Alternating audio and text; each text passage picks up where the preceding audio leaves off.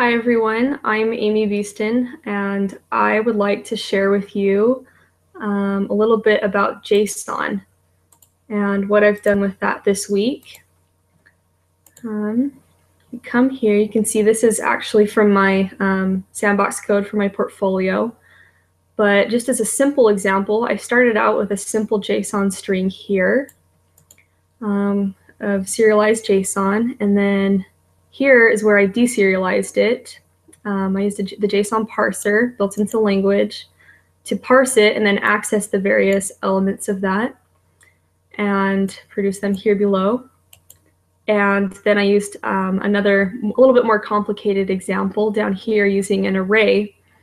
And then down here, I showed how you can iteratively access each element of that array using a simple for loop to produce similar results, which is, in my opinion, one of the more powerful aspects of using JSON. So to kind of describe a little bit more about how I've actually used this in a real-world application, I actually worked with a database called Firebase last semester that uses JSON. The syntax looks a little bit different here, but when you actually look at what's really there in the database, it is straight JSON. And you can see that an employee list would have, different types of employees, full-time and part-time. And for each of those, you'd have a list of employees. In this example, there are only a few, but really you'd have, up to hundreds. And then using a website, you could access this database and then go through just those hundreds of employees and produce the information you need or search for the information you need quickly. And it's a great approach, and JSON's a very convenient way to do that. Another application that I thought I would show is one that I worked on last semester as well, where ancestry can be mapped via this application through Family Search's API.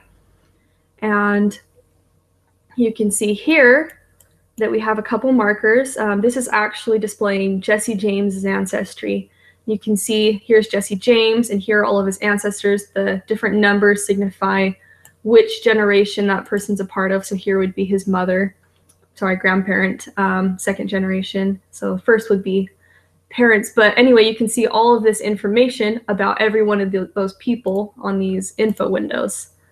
And how that is done is through JSON. We actually came in and we got all that data, and this is a little bit of more of a hard-coded JSON approach, but Family Search will return a live updating JSON file depending on who the root user is.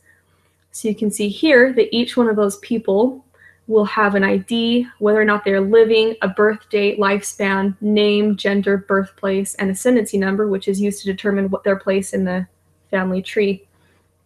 And you can see here that there are hundreds of those, and it makes it a lot easier to have them in a similar format to where all you have to do in your application is to go through each item and just tell it where to plot itself and what information to put there.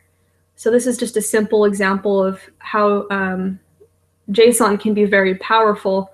JSON's a great tool for serializing data and can do a lot of great things. So thank you for listening to my sharing video.